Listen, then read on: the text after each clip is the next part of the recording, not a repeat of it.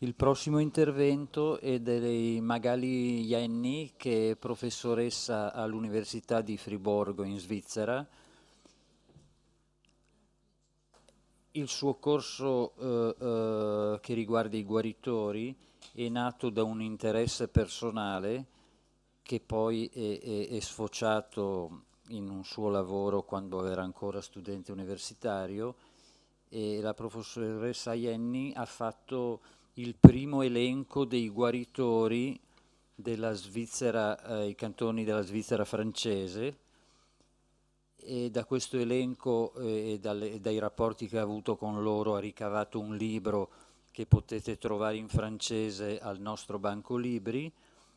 E per noi veneti e friulani, anche se non sappiamo il francese, non è un problema perché tanto si capisce lo stesso. Questo volume è diventato uno strumento che da diversi anni è adottato dai direttori degli ospedali e dai direttori dei vari istituti ospedalieri nelle diverse discipline nella Svizzera francese, perché quando un medico, un professionista si trova in difficoltà con un paziente ricorre ai guaritori.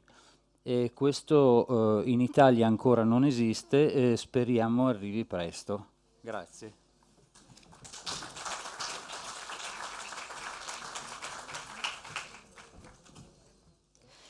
Allora, io rimango seduta perché devo pilotare il mio PowerPoint con tanti slide. Purtroppo l'italiano, non essendo la mia lingua madre, ho preferito scrivere per essere ben chiara, quindi per quello che ho un PowerPoint. Così, grazie. Prima di iniziare, volevo ringraziare proprio tutti, non soltanto quelli che hanno organizzato questo convegno, ma anche proprio tutti. Sono a metà italiana, ho la mamma di Bergamo e niente, farmi ritrovare un po' delle mie radici, io che sono abituata a dare conferenze in Svizzera, proprio mi fa tanto piacere, quindi già vi ringrazio di questo, che è molto bello e mi dà tanta energia. Per quanto riguarda la situazione dei guaritori nella Svizzera romanda, adesso vi presenterò un po' chi sono i guaritori, come io li ho studiati da etnologa e poi la legge che è molto diversa in Svizzera che in Italia. Quindi vi presenterò questi punti, anche se c'è mille cose almeno da dire su questa tematica. Eh, Prima di tutto, la Svizzera romanda, che cos'è? La Svizzera romanda è la Svizzera dove si parla francese. Sulla foto dietro c'è anche Friburgo e Berna, che spesso sono considerate come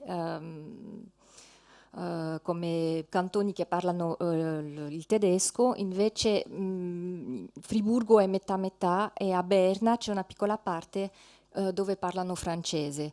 Ho fatto lo stesso studio per la Svizzera tedesca, però i risultati erano molto diversi e quindi oggi vi parlerò soltanto del campo che conosco bene perché l'ho studiato per diversi anni. Ehm, sì, prima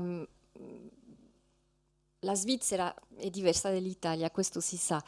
Io sono svizzera, quindi tengo una posizione un po' neutra, a sapere che non sono pro né contro i medici e che non sono né pro né contro i guaritori.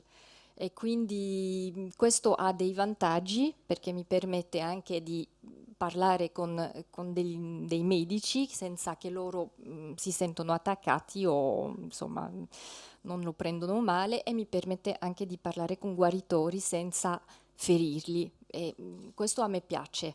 Non sono qui per dire sì, no, male, buono, sono qui per presentare un po' questi guaritori e come vivono le cose che sanno fare più o meno.